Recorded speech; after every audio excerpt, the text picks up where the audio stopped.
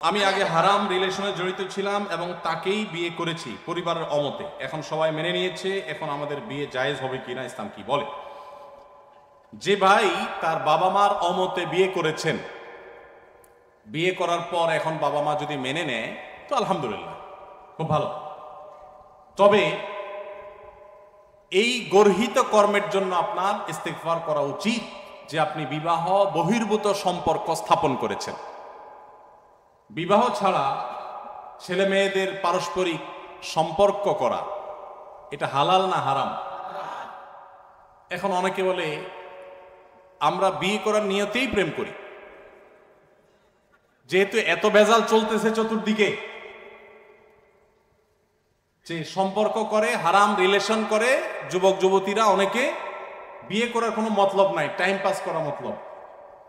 তো সেখানে সে নিজেকে সৎ দাবি করতেছে যে এই বাজারে আমার মতলব হলো বিয়ে করা, আমি কোনো ফালতু নিয়ত করি নাই। তো এ হলো কোরবানির উদ্দেশ্যে গরু চুরি করা মানুষের মতো। করছে গরু চুরি, উদ্দেশ্য কি? তাহলে চুরি হালাল হয়ে যাবে? নিয়ত তো ভালো, কোরবানি করবে। তো শুধু নিয়ত ভালো হইলে হবে না, কাজটাও ভালো হতে হবে।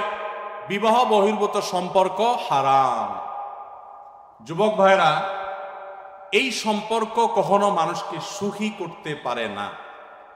সাময়িক হয়তো খায়েশ মিটাতে পারেন, আপনি নিশ্চিত থাকেন যতটুকু হারামে লিপ্ত হবেন ততটুকু এর জন্য দুনিয়াতেই আপনাকে প্রায়শ্চিত্ত ভোগ করতে হবে। দাম্পত্য জীবনে অশান্তি, কলহ, আজকে ঘরে ঘরে সংসারগুলো ভেঙে খান খান হয়ে যাচ্ছে, দাম্পত্য সম্পর্কগুলো শেষ হয়ে যাচ্ছে। যতগুলো কারণ আছে এর ভিতরে একটা কারণ এটাও যে দাম্পত্য জীবন, বৈবাহিক জীবন গড়ে তোলার আগে অবৈধ সম্পর্ককে আমাদের জীবনকে আমরা শেষ করি।